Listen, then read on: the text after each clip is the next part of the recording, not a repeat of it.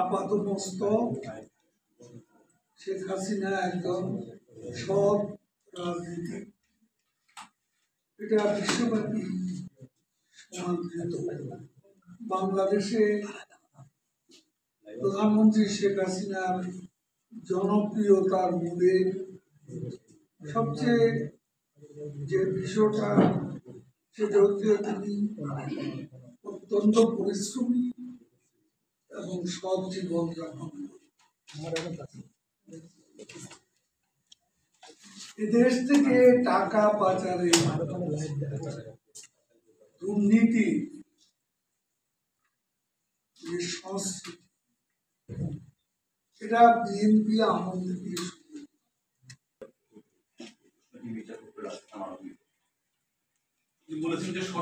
এই বিষয়টা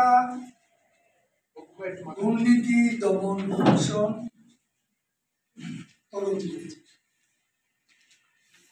তদন্ত মামলা গ্রেপ্তার সবকিছু একটা প্রক্রিয়ার মধ্যে, এটা একটা প্রক্রিয়া। এখন সরকার দুর্নীতি দমন কমিশনকে এড়িয়ে আর বাড়িয়ে, যেখানে দুর্নীতি দমন কমিশন অ্যাকশনে আছে, কেন কোনো ব্যবস্থা নেবে? দুর্নীতি দমন কমিশন আমাদের দেশে দুর্নীতি বিরোধী যত মামলা হয়েছে 111 থেকে দেখেছে, এই মামলা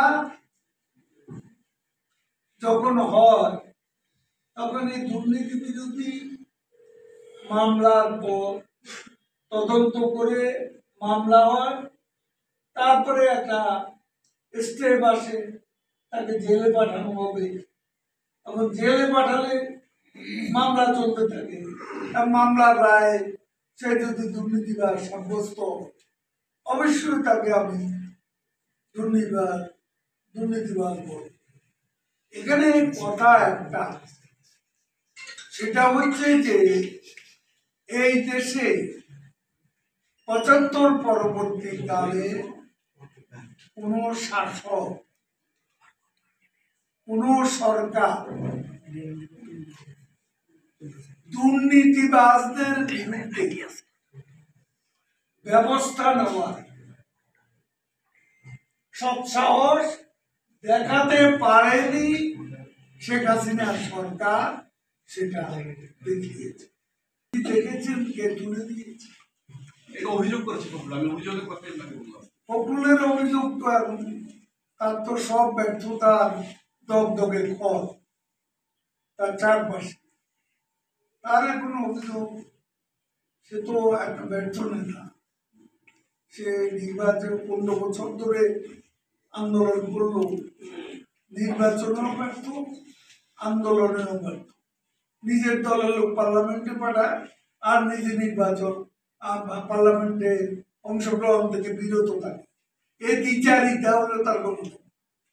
সে কি বললো না বললো সেটা বাস্তবতা নেই, সরকার তুলে দিয়েছে। মির্জা ফখরুলের কাছে আমি জানতে চাই, সরকারের কারা গিয়ে তাকে তুলে দিয়েছে, কারা তুলে দিয়েছে, কোন অথরিটি তাকে তুলে দিয়েছে বলুন? সরকার এখানে দুর্নীতি কারো অভিযোগ প্রমাণিত হওয়ার পর কাউকে ইম্পিউনিটি দিয়েছে কিনা, সেটা হলো বড়। আচ্ছা, কাদের কি বিচার হবে না? তারেক রহমান বাইরে আছে বলে কি ট্যাক্সি বিষ্ণের মামলা হয়নি, সেটা রায় হয়নি, এবং 100 মধ্যে আসতে হবে। বেনজির যদি মামলায় দুর্নীতিবাদ সাব্যস্ত, দেশে তাকে আসতে কি করবে? সরকার তো দুর্নীতি দমন কমিশনের স্বাধীনতা হস্তক্ষেপ করেনি, তারা যেভাবে প্রক্রিয়া ওইভাবে এগিয়ে যাচ্ছে, সরকারের অবশ্যই সমর্থন আছে। বসে বসে এইসব এই